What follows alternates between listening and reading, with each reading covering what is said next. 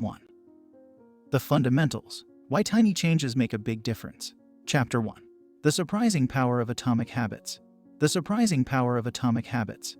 The fate of British cycling changed one day in 2003. The organization, which was the governing body for professional cycling in Great Britain, had recently hired Dave Brailsford as its new performance director. At the time, professional cyclists in Great Britain had endured nearly 100 years of mediocrity. Since 1908, British riders had won just a single gold medal at the Olympic Games, and they had fared even worse in cycling's biggest race, the Tour de France. In 110 years, no British cyclist had ever won the event. In fact, the performance of British riders had been so underwhelming that one of the top bike manufacturers in Europe refused to sell bikes to the team because they were afraid that it would hurt sales if other professionals saw the Brits using their gear. Brailsford had been hired to put British cycling on a new trajectory. What made him different from previous coaches was his relentless commitment to a strategy that he referred to as the aggregation of marginal gains, which was the philosophy of searching for a tiny margin of improvement in everything you do. Brailsford said, "The whole principle came from the idea that if you broke down everything you could think of that goes into riding a bike and then improve it by 1%, you will get a significant increase when you put them all together."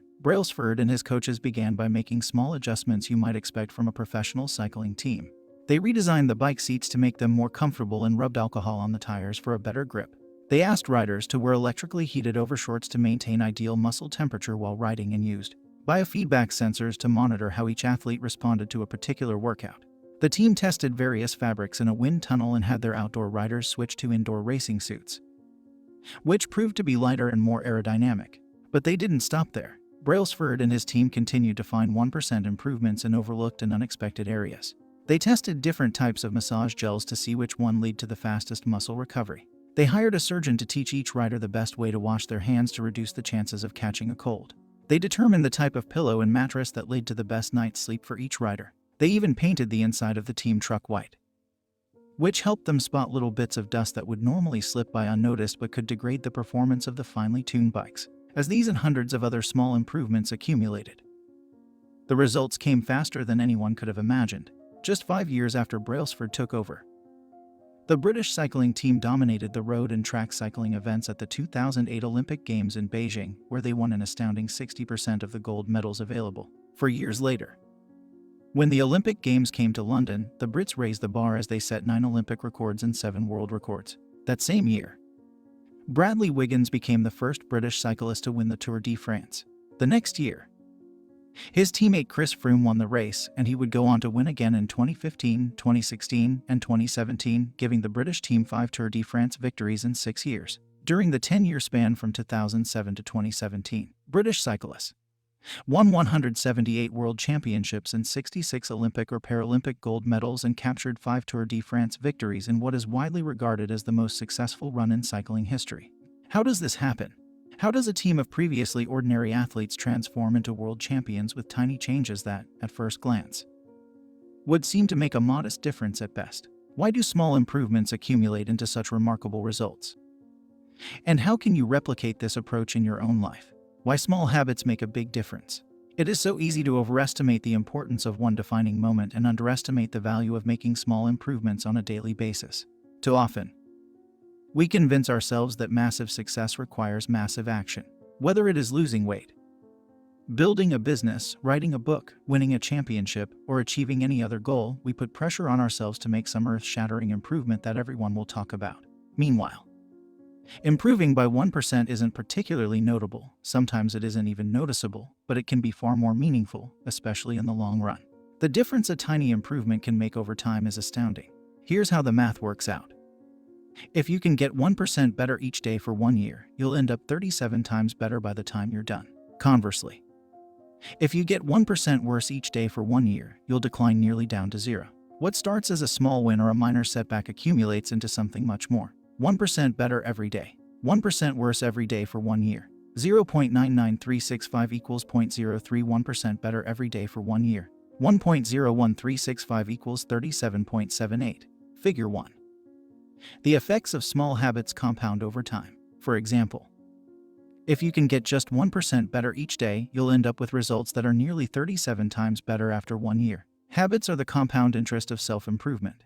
The same way that money multiplies through compound interest, The effects of your habits multiply as you repeat them.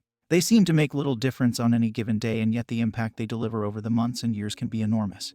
It is only when looking back to 5 or perhaps 10 years later that the value of good habits and the cost of bad ones becomes strikingly apparent.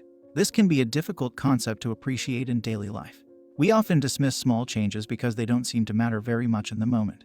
If you save a little money now, you're still not a millionaire. If you go to the gym 3 days in a row, you're still out of shape. If you study Mandarin for an hour tonight, you still haven't learned the language. We make a few changes, but the results never seem to come quickly, and so we slide back into our previous routines. Unfortunately, the slow pace of transformation also makes it easy to let a bad habit slide. If you eat an unhealthy meal today, the scale doesn't move much. If you work late tonight and ignore your family, they will forgive you. If you procrastinate and put your project off until tomorrow, there will usually be time to finish it later. A single decision is easy to dismiss, but when we repeat 1% errors day after day by replicating poor decisions, duplicating tiny mistakes, and rationalizing little excuses, our small choices compound into toxic results. It's the accumulation of many missteps, a 1% decline here and there, that eventually leads to a problem. The impact created by a change in your habits is similar to the effect of shifting the route of an airplane by just a few degrees. Imagine you are flying from Los Angeles to New York City. If a pilot leaving from LAX adjusts the heading just 3.5 degrees south, you will land in Washington, D.C. instead of New York. Such a small change is barely noticeable at takeoff. The nose of the airplane moves just a few feet, but when magnified across the entire United States, you end up hundreds of miles apart. Similarly, a slight change in your daily habits can guide your life to a very different destination. Making a choice that is 1% better or 1% worse seems insignificant in the moment. But over the span of moments that make up a lifetime, these choices determine the difference between who you are and who you could be. Success is the product of daily habits, not once-in-a-lifetime transformations. That said, it doesn't matter how successful or unsuccessful you are right now. What matters is whether your habits are putting you on the path toward success. You should be far more concerned with your current trajectory than with your current results.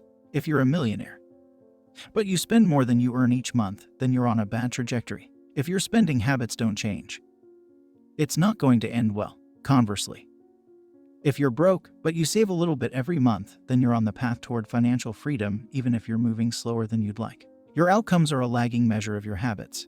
Your net worth is a lagging measure of your financial habits. Your weight is a lagging measure of your eating habits.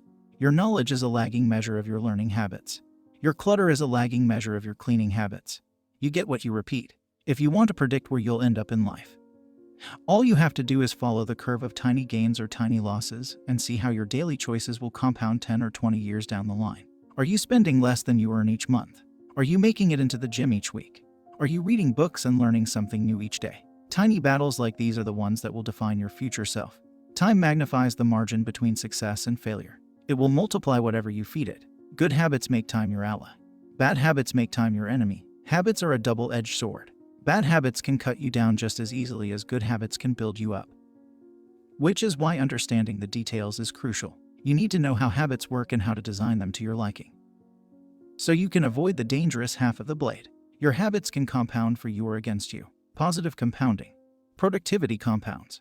Accomplishing one extra task is a small feat on any given day, but it counts for a lot over an entire career. The effect of automating an old task or mastering a new skill can be even greater. The more tasks you can handle without thinking, the more your brain is free to focus on other areas. Knowledge compounds. Learning one new idea won't make you a genius, but a commitment to lifelong learning can be transformative. Furthermore, each book you read not only teaches you something new but also opens up different ways of thinking about old ideas. As Warren Buffett says, that's how knowledge works. It builds up. Like compound interest, relationships compound. People reflect your behavior back to you. The more you help others, the more others want to help you. Being a little bit nicer in each interaction can result in a network of broad and strong connections over time. Negative compounding. Stress compounds. The frustration of a traffic jam, the weight of parenting responsibilities, the worry of making ends meet, the strain of slightly high blood pressure. By themselves, these common causes of stress are manageable, but when they persist for years, little stresses compound into serious health issues. Negative thoughts compound. The more you think of yourself as worthless, stupid, or ugly, the more you condition yourself to interpret life that way. You get trapped in a thought loop. The same is true for how you think about others. Once you fall into the habit of seeing people as angry, unjust, or selfish, you see those kind of people everywhere. Outrage compounds. Riots, protests, and mass movements are rarely the result of a single event. Instead, a long series of microaggressions and daily aggravations slowly multiply until one event tips the scales and outrage spreads like wildfire. What progress is really like. Imagine that you have an ice cube sitting on the table in front of you. The room is cold and you can see your breath. It is currently 25 degrees. Ever so slowly, the room begins to heat up. 26 degrees, 27, 28. The ice cube is still sitting on the table in front of you. 29 degrees, 30, 31. Still, nothing has happened. Then 32 degrees. The ice begins to melt. A 1-degree shift, seemingly no different from the temperature increases before it, has unlocked a huge change. Breakthrough moments are often the result of many previous actions, which build up the potential required to unleash a major change. This pattern shows up everywhere. Cancer spends 80% of its life undetectable, then takes over the body in months. Bamboo can barely be seen for the first 5 years as it builds extensive root systems underground before exploding 90 feet into the air within 6 weeks. Similarly, habits often appear to make no difference until you cross a critical threshold and unlock a new level of performance. In the early and middle stages of any quest, there is often a valley of disappointment. You expect to make progress in a linear fashion, and it's frustrating how ineffective changes can seem during the first days, weeks, and even months. It doesn't feel like you are going anywhere. It's a hallmark of any compounding process. The most powerful outcomes are delayed. This is one of the core reasons why it is so hard to build habits that last. People make a few small changes, fail to see a tangible result, and decide to stop. You think, I've been running every day for a month, so why can't I see any change in my body? Once this kind of thinking takes over, it's easy to let good habits fall by the wayside. But in order to make a meaningful difference, habits need to persist long enough to break through this plateau, what I call the plateau of latent potential. If you find yourself struggling to build a good habit or break a bad one, it is not because you have lost your ability to improve. It is often because you have not yet crossed the plateau of latent potential. Complaining about not achieving success despite working hard is like complaining about an ice cube not melting when you heated it from 25 to 31 degrees. Your work was not wasted. It is just being stored. All the action happens at 32 degrees. When you finally break through the plateau of latent potential, people will call it an overnight success. The outside world only sees the most dramatic event rather than all that preceded it. But you know that it's the work you did long ago, when it seemed that you weren't making any progress, that makes the jump today possible. It is the human equivalent of geological pressure. Two tectonic plates can grind against one another for millions of years, the tension slowly building all the while. Then, one day, they rub each other once again, in the same fashion they have for ages, but this time the tension is too great. An earthquake erupts. Change can take years before it happens all at once. Mastery requires patience. The San Antonio Spurs, one of the most successful teams in NBA history, have a quote from social reformer Jacob Riis hanging in their locker room when nothing seems to help. I go and look at a stonecutter hammering away at his rock, perhaps 100 times without as much as a crack showing in it. Yet at the 101st blow it will split in two. And I know it was not that last blow that did it, but all that had gone before. The plateau of latent potential. Figure 2. We often expect progress to be linear. At the very least, we hope it will come quickly. In reality, the results of our efforts are often delayed. It is not until months or years later that we realize the true value of the previous work we have done. This can result in a valley of disappointment where people feel discouraged after putting in weeks or months of hard work without experiencing any results. However, this work was not wasted. It was simply being stored. It is not until much later that the full value of previous efforts is revealed. All big things come from small beginnings. The seed of every habit is a single, tiny decision. But as that decision is repeated, a habit sprouts and grows stronger. Roots entrench themselves and branches grow. The task of breaking a bad habit is like uprooting a powerful oak within us. And the task of building a good habit is like cultivating a delicate flower one day at a time. But what determines whether we stick with a habit long enough to survive the plateau of latent potential and break through to the other